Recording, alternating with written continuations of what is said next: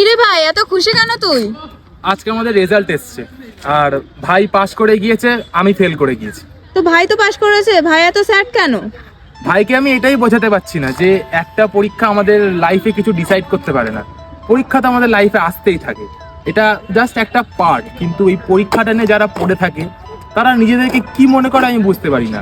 পরীক্ষায় ভালো রেজাল্ট এলে তারা পরিবারকে দেখায়, খারাপ রেজাল্ট এলে সবার সামনে অপমান করে। বাট আমি এটা মানি না। আমি তো হ্যাপি আছি, এবার বাকিটা তুমি ভাইকে বোঝাও।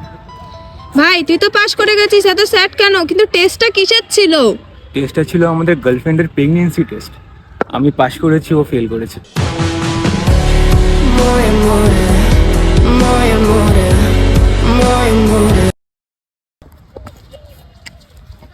কিরে ভাই, এত খুশি কেন তুই?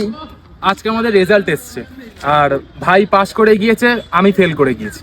তো ভাই তো পাশ করেছে, ভাই এত স্যাড কেন? ভাইকে আমি এটাই বোঝাতে পারছি না যে একটা পরীক্ষা আমাদের লাইফে কিছু ডিসাইড করতে পারে না। পরীক্ষা তো আমাদের লাইফে আসতেই থাকে, এটা জাস্ট একটা পার্ট। কিন্তু এই পরীক্ষাটা নিয়ে যারা পড়ে থাকে তারা নিজেদেরকে কি মনে করে আমি বুঝতে পারি না।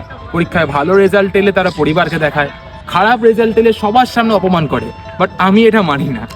আমি তো হ্যাপি আছি, এবার বাকিটা তুমি ভাইকে বোঝাও।